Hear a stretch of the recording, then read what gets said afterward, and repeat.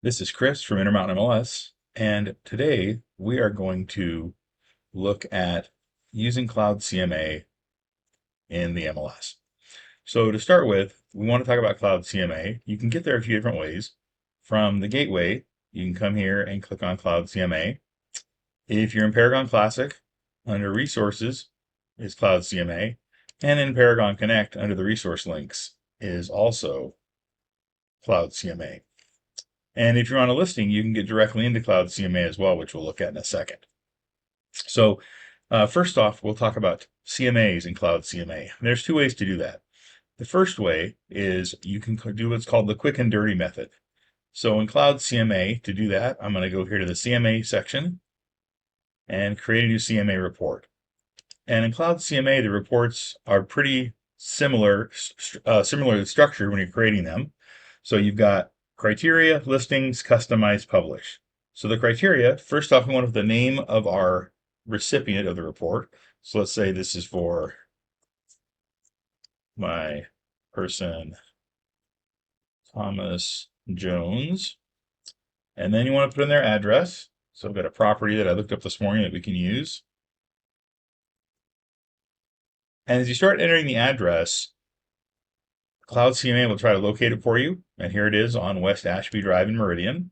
It will populate information from public records if it's available. Some things you might have to add yourself. If you want to come here and choose what kind of property it is. If I had a photo, I could add that there. The advanced info is for, like it says here, used in the 4-column layouts. So if I'm using the 4-column layout, I can put that information in here.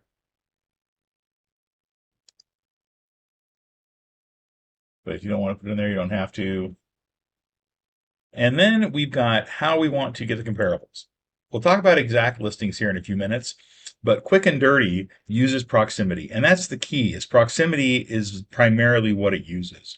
So depending on where the property is, that may bring up listings that don't actually work as comparables because you've got new construction and existing homes right next to each other. But we'll do that first just to show how that works. And then you choose the minimum number of listings you want. Of course, you can pick however many you want to use from the results that come up. So I'm going to do 20 at least. And I only want to go back 6 months. Now, there is additional criteria that you can put in there. But again, it always brings back listings closest to the subject property. So I'm not even going to worry about those. And so now I'm going to hit Fetch Listings. And that's going to bring up the properties that are nearest to this property on Ashby. And it shows them to me on the map. There's the Ashby property right there and the properties that are around it. And the ones that are gray, those indicate they're not selected currently in the list of comparables. As I scroll down here, you can see there are some that are selected and some that are not. And so you can choose which ones you want to use. And over here on the left, I can choose how they're sorted. Like maybe I want to sort them by price. So now it sorts them directly by price. And then I can select the properties I want to use. My subject property has 1881 square feet. So if I wanted to do that, I can come here also and choose sort by square feet. So then I can select the ones that are similar in size. And the summary of the listings and the prices come from the listings that are selected. So I'm going to select a few listings to use here. Because you'll notice our price range is from $412 to $579. And so we may want to narrow that down by choosing properties that are more similar to the subject property.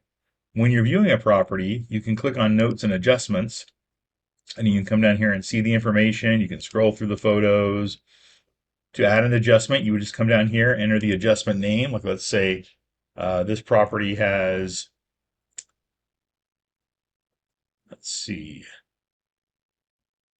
this property has less square feet, about 200 square feet less than my subject property. So if I was going to make an adjustment, I would come here, put in square feet, and then I would need to come up with a dollar value for that square footage difference. The MLS does not have a reference for that. And so you need to have to come away to come up with that on your own, whether it's with an appraiser or with a broker. I'm just going to put a number in there. And so because this has less, I need to add value to it. So I'm going to do 3456. If it was negative, because it was larger, I would do a minus. So I'll hit save here. And now on this comparable, you'll notice it says ADJ with an arrow pointing up, and there's the price difference. So that's how you could go in and enter an adjustment if you wanted to do that. Of course, you don't have to do adjustments. And then once you've got the properties selected that you want, so I'll go through here and make sure I've got everything I need. So I've limited my comparables. I've got 3 active, 2 pending, 6 sold. That may still be more than you want to use, but I'll just use those for my example. And so now that I've got those properties that I want to include, up here at the top, there's the net sheet and notes. So here what it shows you is with the properties you've selected, the low, median, average, and high for the price values, and then the average price per square foot. And then it has a suggested range. And here it tells you the suggested range is calculated by plus or minus 3% of the price per square foot times the square footage of the subject property. So if we look at these, I could click on any of these or select any of these numbers to put in there for the price, or I could do a range, or I could type in my own. So I'm going to use the sold prices as my suggested range, which is 498 to 528, which is the all as well. And so that puts my price in there. And now that I have that information in there, I would hit Customize Report. And this takes me to where I can customize the report I want to include. So when you're customizing, over on the left, if you see the premium sections, those are sections you would have to subscribe to CloudCMA for, pay to use. The standard content is what's there automatically. And you've got a lot of reports here, and the reports you're looking at, parts of the reports you're looking at here are for the PDF report you create. But at the top, the theme is for everything and the layout is for everything. The live version, which we'll see in a minute here. So I'm going to come here and choose my theme. So I can choose a theme that better matches my brokerage. So maybe I want to choose modern blue and orange. And then on the layout, this lets you choose for the comparables. I'm going to choose the 4-column comparison. Now, these you want to set first, because if you go in and remove or add reports and then change your theme, it will default back to what it was before. And then I can come here and I can choose the different reports that I want to have. If I don't want to report, for example, maybe I don't need the staging your home, I can click on the minus and that removes it. Over here on the left side, maybe I want to include, let's see, where's it at here? CMAs versus appraisals. I could click on CMAs versus appraisals. That adds it in here. And if I want to move that up here to the section that says, what is a CMA? Now I can have that right next to it. And on any of these reports, if you want to preview them, you can click on this little eyeball, and that will let you preview the report so that you can help educate your client about that information. And if you've gone through and customized the theme and the reports that you want, you also can come here to where it says template, and you can save that template. So maybe I want to call this Fall 2026. And now when I hit save, it's going to save that theme, the layout, and the reports so that every time I need to use it, I can come back and do that.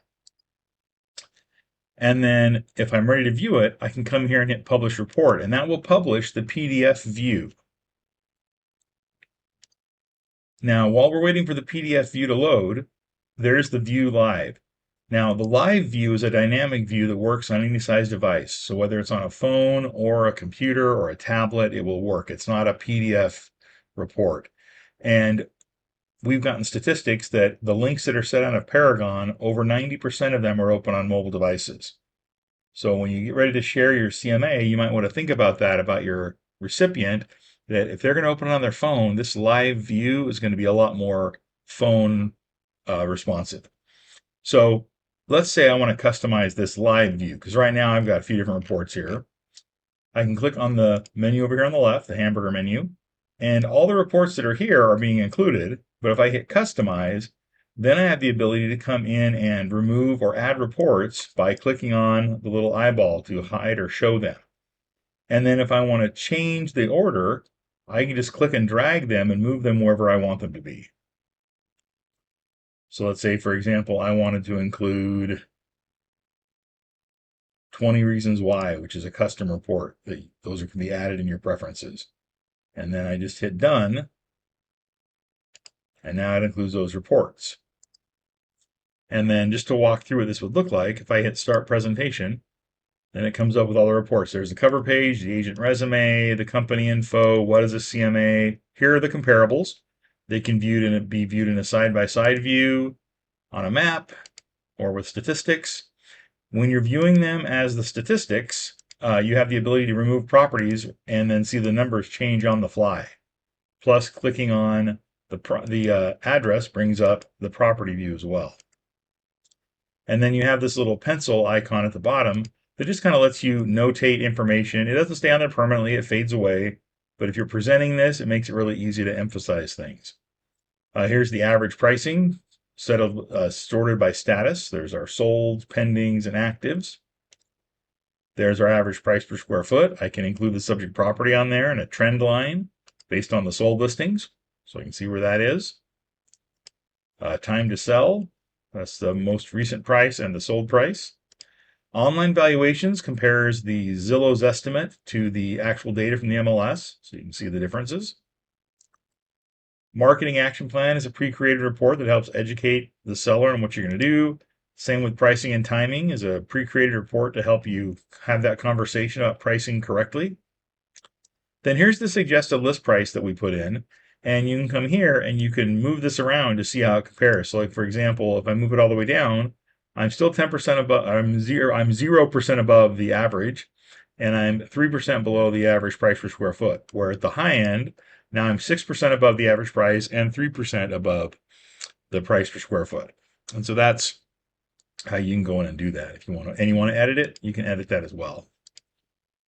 And then easy ways to make your house sell is a pre-created report that I put in there. There's the 20 reasons why, the client testimonials, and that's the CMA. Now, that's a CMA using the quick and dirty method. Now, the report itself looks the same no matter where you get the comparables from. But let's look at getting comparables from Paragon, which I believe most people would typically do this because you want to put in the criteria that you need. And so to do that, you're just going to want to run a search. And so here I am in Paragon Connect. I'm going to go here to Properties and Residential, and then I'm just going to put in the criteria that I need to run my search to find comparables for this property on Ashby. And you just want to remember when you're running a search, like a lot of things on computers, garbage in, garbage out. So whatever you put in there is what it's going to find for you. So I'm going to go to status. I'm going to do all the actives, all the solds, and all the pendings. This property is single family, so I'm going to choose single family. And this property has 4 beds, 2.5 baths, so maybe I'll do 3 to 5 beds and 2 to 3 baths. It's got 1,881 square feet, so maybe I'll go from 1,500 to 2,200 square feet. And if I get too many, I can always narrow that down. Now, I don't want 20 years of sold data, and so I'm going to come here to my closing date, and I'm going to put a date in there. Now, you can click on the calendar and put in exact dates, but a quick and easy way is to click on the advanced options and just choose 6 months back or whatever time frame you want. Those are pre-entered in there. And then I don't want all ages of property. This property happens to be 11 to 20 years old, so under age, I'm going to choose 11 to 20. I'm also going to pick 21 to 30 and 6 to 10. And you might be thinking, well, Chris, that's like 6 to 30 years. That's true, but it's also 10 to 21 years, which is a lot more narrower. And I'm going to use mapping to find properties that are near the subject property. So we'll select those. So my count's going to drop a little bit. The count up here shows there's 1,700 properties, and that's because I haven't put any location information in there. So that's what I'm going to do next. You could put additional criteria in here if you wanted. I'm just going to work with that. So in Paragon Connect, an easy way to get to the map search is just to run your search, and that brings up all the results, but then zoom in on the map to where you want to do your search. So in this case, I want to be in Meridian. So I'm going to zoom my map in here to Meridian to where that property location is. So here's Meridian. And then because I want to use a location near here, on Paragon Connect, to be able to find where your subject property is, there is this search magnifying glass over on the right. So I'm going to click on that. and put in the property address. And just like we saw before, as I start typing in the address, it's going to use Google Maps to find it for me. So there's 836 West Ashby Drive. So that shows me where it is. And then now that I have it here, I can click on the little radius icon up here at the top, and I can choose my radius. So I'm going to do 3/4 of a mile. So now when I hit apply, I have a 3/4 mile radius around this subject property, and I'm going to close that address toolbar. And then I just need to refresh my criteria. So I'm going to click on the filter and hit apply. And so now there's 42 listings that come up around that subject property. Now, of course, I don't have to use those. And if I wanted to narrow it down more, I could. I'm just going to work with this though. And now, because I'm already on the search results, I can just click here on the views and go here to my spreadsheet. And then I can sort them however I want to sort them. So I'm going to come here and I'm actually going to sort these by approximate square feet, which you might use other parameters as well. But as we scroll down here, we'll be able to notice that right here is our property on Ashby Drive. Now, I'm obviously not going to select the subject property for a comparable. But people ask all the time, how can I get good at searching in the MLS? Well, the first answer is do more searches. The more you search, the easier it's going to get.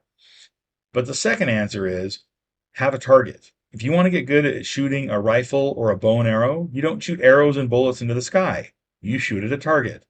In the MLS, a target is the subject property. So if you take a current active or pending or recently sold, like we have here, and you run a search for comparables for that property, that subject property should also come up in your search results, just like the property on Ashby Drive did. So what that means is these other properties are similar to it. So that means I've got similar properties that came up in my results that I can select for my comparables. So I'm not going to go through and look at all these individually. I mean, of course, you could click on the picture and bring up the full detail, but I'm actually just going to pick 4 that are larger and 4 that are smaller than our subject property. And the reason I'm doing that is when we did the CloudCMA quick and dirty method, I had more than 8. And so now I'm only going to have 8 properties. But these are 8 properties that are similar in size within 3/4 of a mile of the subject property in that same age range. Now, to get these to CloudCMA, up on the top right, we have the More menu and third-party integrations. Add to CMA would add it to an easy CMA, which is the advanced class. Third-party integrations brings up our choices, which here we have CloudCMA CMA, and I'm going to select that. That's going to open up CloudCMA, and you'll notice now those MLS numbers are down here where it says exact listings. So I just come here and enter my property information again, just like before.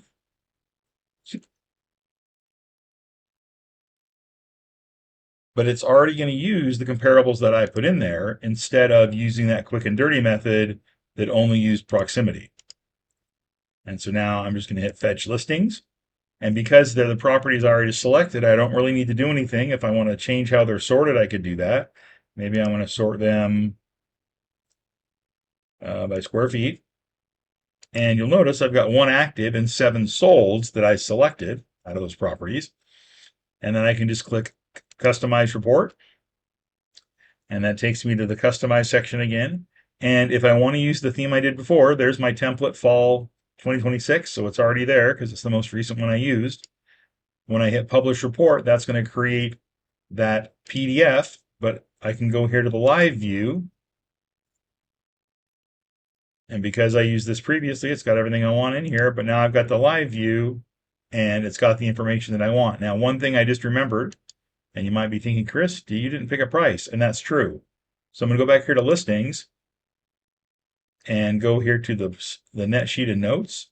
And I'm just going to go to the solds and I'm going to pick the suggested range based on the solds. And now go back to my customize and reports. The reason I wanted to come back and do that step is that if you don't have a price in there, then you can't have a price sheet in your report.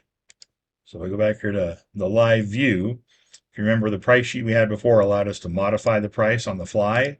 So I wouldn't have that if I didn't put a price in there. So there's my listings. There's my solds and my one pending.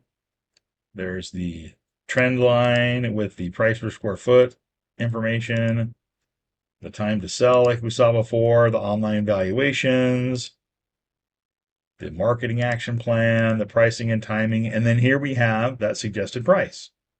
So I can see at the bottom end, I'm 1% below the average price. At the high end, I'm 5% above.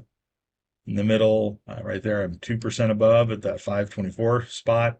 And so that's how you can go in and run your search in Paragon Connect to add your own properties. For more information, we have the Paragon Connect class as well as the tutorial information built into CloudCMA. Have a great day.